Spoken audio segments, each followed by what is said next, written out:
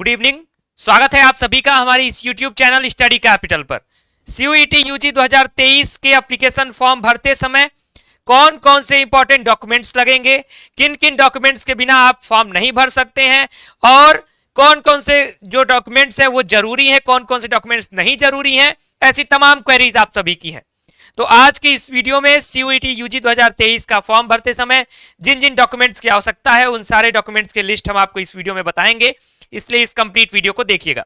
Video की शुरुआत करने से पहले आप सभी को बता दूं कि जितने भी बच्चे हमारे इस चैनल पर नया विजिट कर रहे हैं, हमारा कोई पहला वीडियो यदि आप देख रहे हैं तो चैनल को सब्सक्राइब कर लीजिए, बेल आइकन प्रेस कर लीजिए, क्योंकि स्टडी कैपिटल आपको CUET की लगातार अपडेट, सूचनाएं और जानकारियां समय पर और सही जानकारियां आप तक प्रोवाइड कराता रहेगा। तो चलिए देखते हैं इंपॉर्टेंट डॉक्यूमेंट्स की लिस्ट कौन कौन सी है। और साथ ही साथ कैटेगरी सर्टिफिकेट को लेकर के सवाल होगा कि सर हमारे पास कैटेगरी सर्टिफिकेट नहीं है तो उसके लिए हम क्या करें, तो उसका भी जवाब वीडियो में दूंगा। चलिए सबसे पहले देखते हैं कौन कौन से डॉक्यूमेंट्स आपको जरूरी है। सबसे पहला जो डॉक्यूमेंट है वो आपका फोटोग्राफ होना चाहिए आपके पास। फोटोग्राफ कैसा होना चाहिए, तो पासपोर्ट साइज फोटोग्राफ होना चाहिए, विदाउट मास्क होना चाहिए, यानी कोविड काल में लोग मास्क लगा रहे थे या फिर लगा भी रहे हैं तो मास्क नहीं लगा करके फोटो खिंचवाना है, विदाउट मास्क आपका फोटो होना चाहिए। यानी आपका जो फेस है वो मिनिमम 80% विजिबल होना चाहिए, मिनिमम 80% आपका फेस विजिबल होना चाहिए।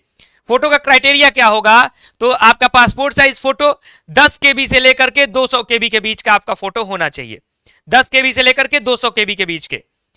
फोटो का फॉर्मेट क्या होगा, तो JPG या फिर JPEG, जो पासपोर्ट साइज फोटो या फिर यूं कह ले फोटो का फॉर्मेट होता है उसी फॉर्मेट में होना चाहिए। PNG PDF इस सब में पास फोटो नहीं यूज करना है, फोटो JPG या फिर JPEG। अब कंफ्यूजन ये होगी कि सर 10 से 200 KB के बीच में हम फोटो कैसे करेंगे, JPG और JPEG कैसे करेंगे।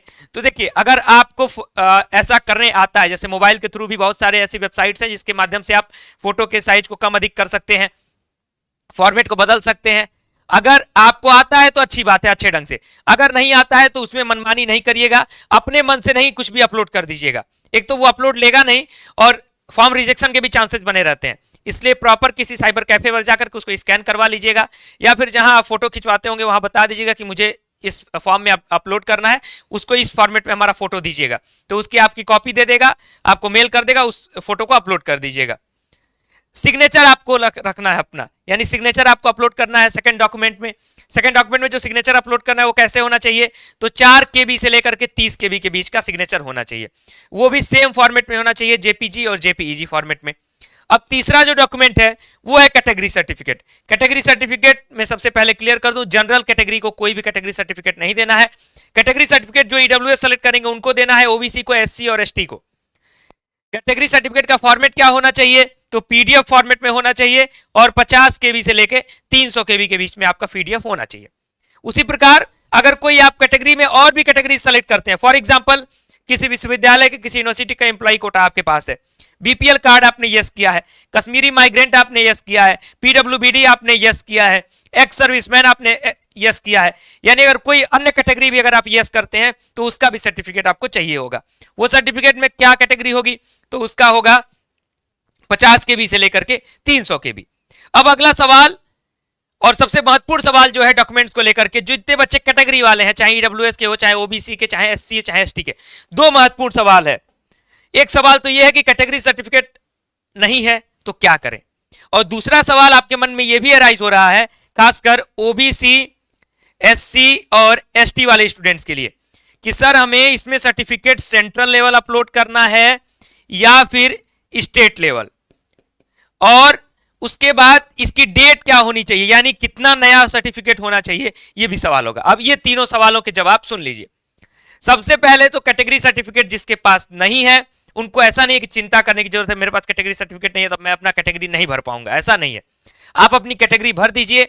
अगर आपके पास सर्टिफिकेट अवेलेबल नहीं है, सर्टिफिकेट उपलब्ध नहीं है, तो NTA अपने प्रोस्पेक्टस में ही, CUET UG के प्रोस्पेक्टस में ही एक फॉर्मेट आपको देता है।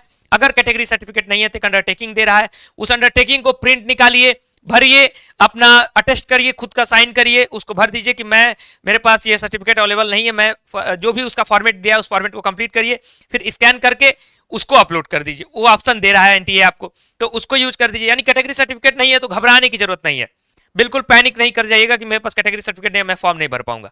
यदि आपको लगता है 10-15 दिन में बन जाएगा या फिर बन गया हो, आने वाला हो, तो रुक जाइए, तब आने के बाद फॉर्म भर लीजिएगा। अगर ऐसा नहीं है तो आप अंडरटेकिंग भर दीजिए और अपना फॉर्म कंप्लीट कर लीजिए। अब स्टेट लेवल का सर्टिफिकेट चाहिए कि सेंट्रल लेवल का, तो ईडब्ल्यूएस में सर्टिफिकेट में कोई चेंज नहीं है, वो ना स्टेट होता है ना सेंट्रल होता है, एक ही सर्टिफिकेट बनता है ईडब्ल्यूएस का, जो कि आपके तहसील से बनता है। एससी, ओबीसी और एसटी में कौन सा सर्टिफिकेट चाहिए, तो आपको कौन सा सर्टिफिकेट चाहिए होगा, सेंट्रल लेवल। कौन सा सर्टिफिकेट, सेंट्रल लेवल का सर्टिफिकेट आपको यूज करना है, यानी जो एसडीएम के लेवल पे ओबीसी का सर्टिफिकेट बनता है वो सारे सर्टिफिकेट यूज करने होंगे। डेट कब से, तो डेट आपका 2022 अप्रैल का होना चाहिए। 2022 अप्रैल से पुराना सर्टिफिकेट नहीं होना चाहिए। अगर तब तक का आपका सर्टिफिकेट है तो अपलोड कर दीजिए, नहीं है तो आप अंडरटेकिंग अपलोड करिए।